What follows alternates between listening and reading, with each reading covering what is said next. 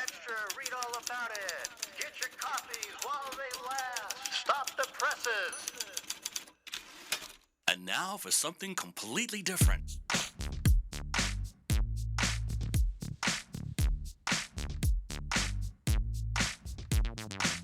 Are you ready for a little truth? Are we not entertained? Wisdom is the proper use of knowledge and experience. There are no safe spaces here. The truth shall make you free. It's showtime! So you want the truth, but can you handle the truth? Well, here's another fine mess you've gotten us into. Now that's entertainment. Enlighten me a little. What you say is quite logical. And what did we learn?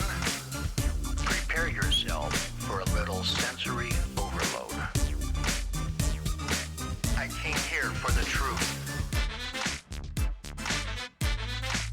47 years ago, stand by the Roll Show intro. Roll Show intro in 3, 2, 1, go. This is the Craig L. Hayes Show. Hello, America. Family, friends, and listeners all around this planet we call home. This is the Craig L. Hayes Show, and I am Craig L. Hayes. It's a wonderful, wonderful Friday evening on the 9th.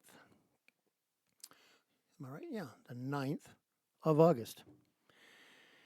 You know, I decided to do something a little bit different today. I had a thought that I would like to change at least this show and talk about something that's a little off the wall maybe compared to everything else I've been doing. I've done interviews with stagehands and people, and I'm going to be doing more of those, much more of those, many more, however you want to say it. But most of them have been a lot of my monologues, giving you my opinions on what's going on in this world and how insane it has become. We're not doing that on this show. I am going to speak a little bit about what's called a spiritual side, maybe, and we're going to lead into it with other discussions. But then at the end, I'm going to talk about some theological principles that I believe to be accurate, and then we'll go from there and see if we can come to an agreement on things. And if not, we'll just shake hands and say, maybe one day we will. I'm all good with it. I'm not trying to push my beliefs down anybody's throat.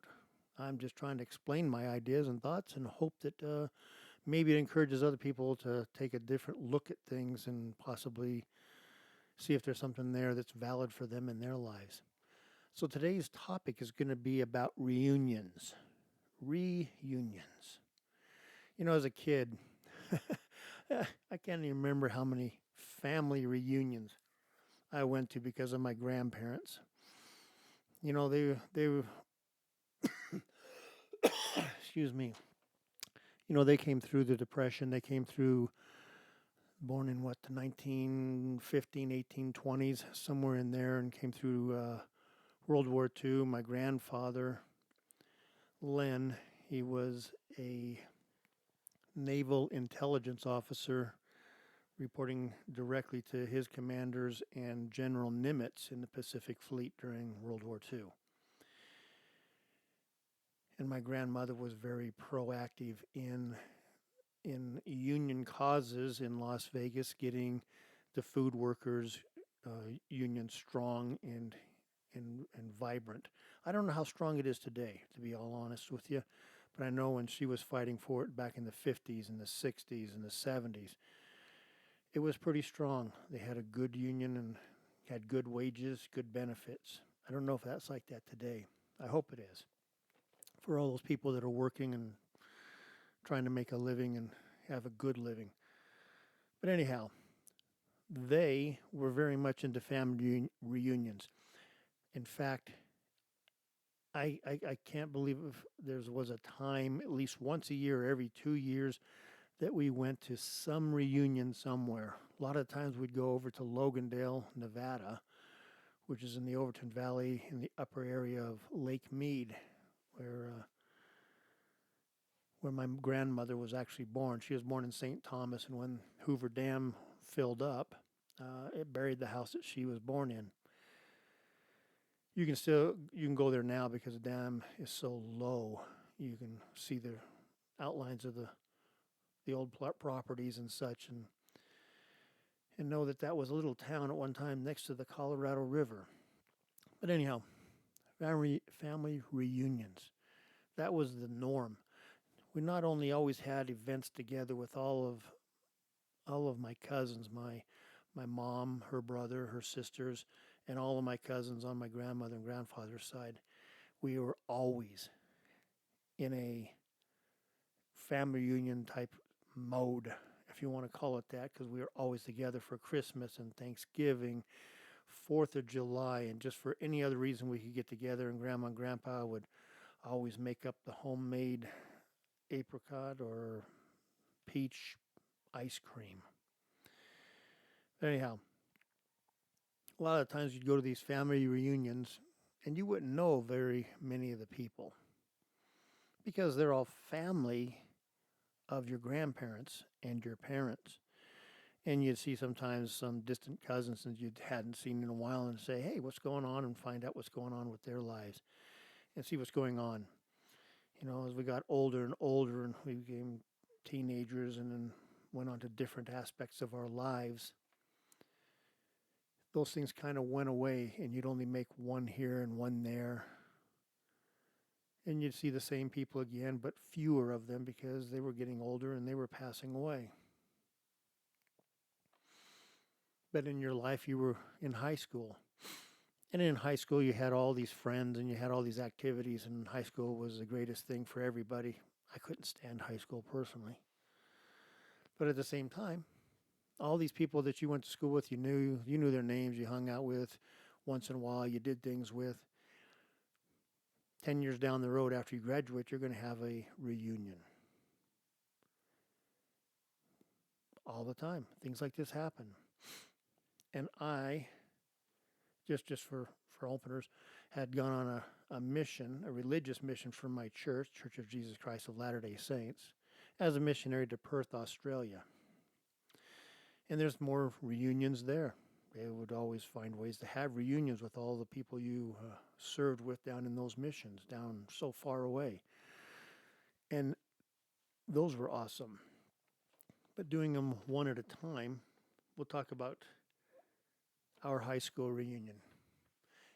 Here's what I found going to our high school reunion. The same people that were kind of crazy or insane. I only went to the 10-year reunion when everybody was about 28 years old, and they were still trying to show off, and they were still trying to be something that they really weren't yet. Some of them were on their way to being all kinds of, whatever you want to call it, professionals. A lot of them had different jobs and aspects. I was a stagehand. I worked in the showrooms in Las Vegas, and I did that for 44 years. Now, you got together with them, you saw them, and, I found out I just didn't really care to be around a lot of them. I saw a couple guys there that I really appreciated seeing, and they were very happy to see me, and we had a nice discussion, but for the most part, didn't really care to be around all those people. They were still kind of like still in high school, but just 10 years older. Never went to the 20, never went to the 30, never went to the 40-year reunions. Could have cared less. Maybe that's bad. I don't know. Couldn't have gone to the 40-year anniversary or reunion anyway because that was during the COVID stuff and everything was shut down, and we weren't going to go to that in any way, shape, or form. Thank you, Democrat governors. Anyhow, so high school reunions, they always seem to be important to a lot of people. Not so much to me. The family reunions, the ones that we've done here and there, it's kind of important. But after a while, you get to the point that there's not very many people and then you have a choice. You either start your own traditions and have family reunions, or just let it go and maybe just one day you'll see each other. And that's what we kind of did on my mom's side and my dad's side. We did a family reunion every 10, 15 years and said hi to our cousins, our aunts and uncles that were still around. And everyone had a little chat and some food, sat around, and then we left. It was nice to see them. Kind of a lot of effort for not much there other than just reconnecting with family. Reconnecting with family is very important. Reconnecting with people in high school, not quite as important. Reconnecting with your missionary friends and companions that you worked all over a city with or all over a state or wherever it was that you were, very important. Those people become your brothers and your sisters in so many ways, your extended family. So, then we have, trade. Well, I'm in a trade union, or I was. I don't work out of it anymore, really. The stagehands local in Las Vegas. And they get together and they have big get-togethers once a year and stuff. And it's kind of nice to go and see some of those people. But at the same time, there are fewer and fewer of the people that you know. So many young people coming up and through the system, and so many of those people that you would have worked with and called friends that are no longer around. And then you realize that you're the old guy now. All those guys that you used to, have fun with and look at and go, man, these guys are old, and all these, kind of tease them and make fun of them because they're so old. Well, it was my turn in the basket. Got plenty of that from all these youngsters when I retired a week ago. So we have all these different reunions. But there's one reunion we're going to have that pales, that all these other reunions pale in comparison to.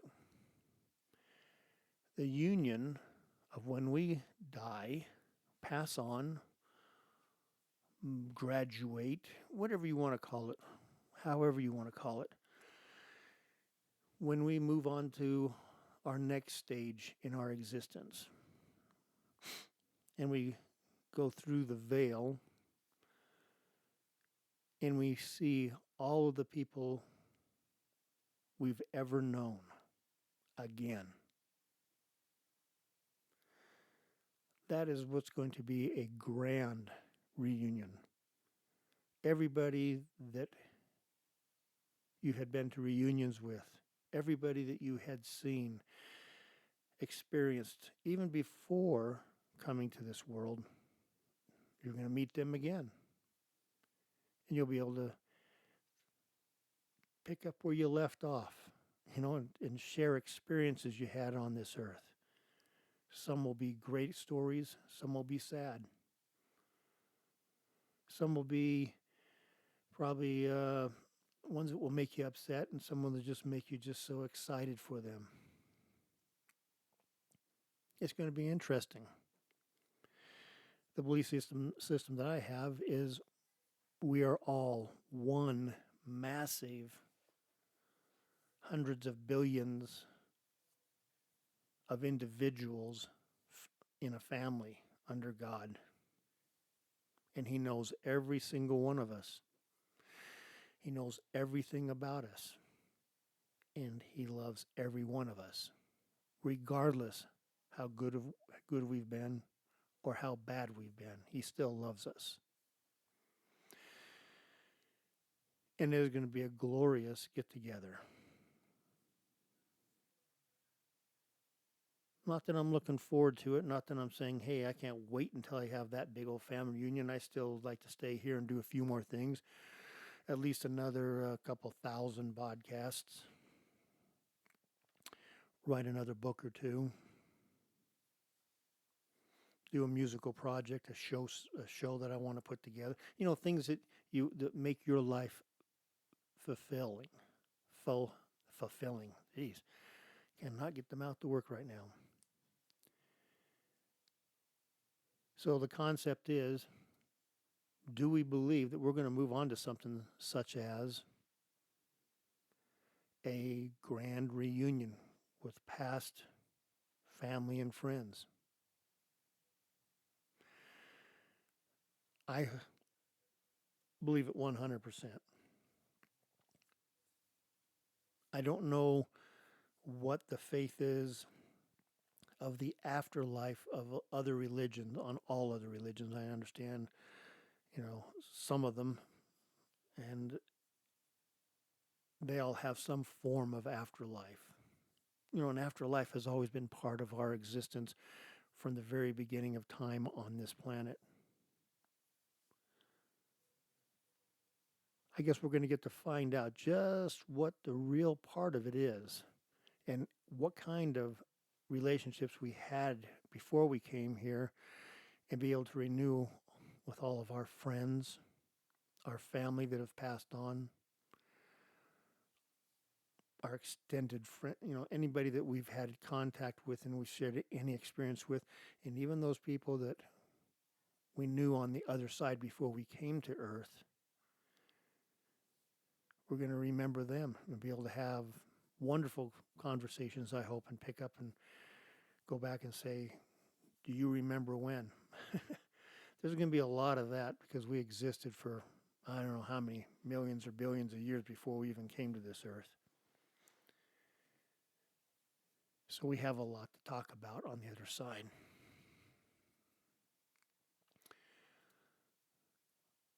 The side I don't understand and I feel saddened by for them are the people who are, we'll call it agnostics, atheists, or just don't know for sure, or anything like that. That they don't have a belief in the afterlife. That they believe that when their time is done and when their eyes close and their last breath exits their body, that's it. Nothing more. Nothing further. That's the end. I find that very hard to want to believe or would care to believe. I would want to have a belief of what's coming up is so much better than what's going on here. Make the very best of what we can do here, but what's coming after this is so much better. And for those people and that have had hard lives and, been afflicted with all manner of problems and violence and lives taken what we would consider early, children not being able to grow up because of disease or other problems or other afflictions. The other side has a promise and a hope that it'll be so much better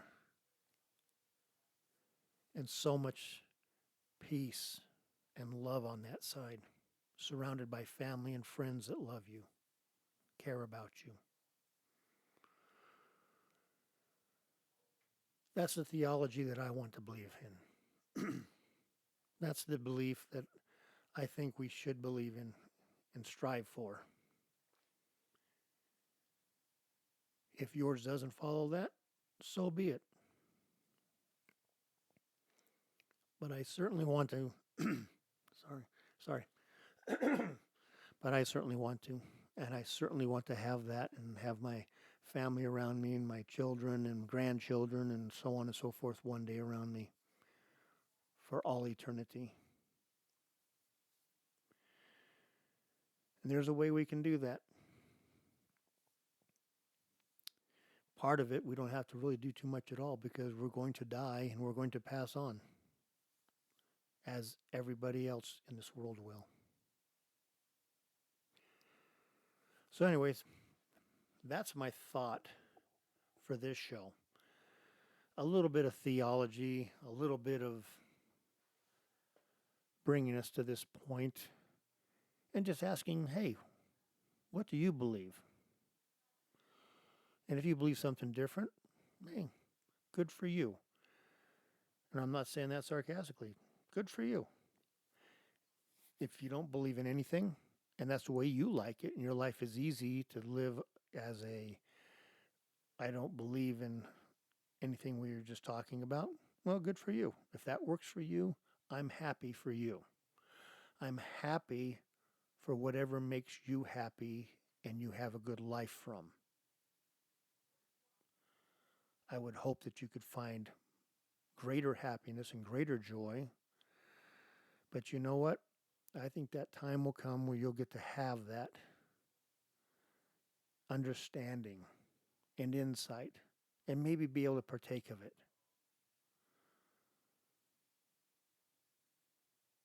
Well, that was today's talk on reunions. All kinds of reunions we can have, but the greatest has yet to happen. So anyways, I would like everyone just to maybe take a listen to this and think about it and then pass it on a little bit and say, hey, here's a concept to possibly think about. Don't know if it's right, don't know if it's wrong, but it's a concept worth at least considering. A concept worth saying, hey, let's take a second or third look at this. I am Craig L. Hayes. This is the Craig L. Hayes Show. It's good to have you here, and if you listen to this podcast and helped you to think about this subject a little bit, I am happy. And I hope to have some more podcasts like this on other topics that I come up with. Until then, think and pass it on.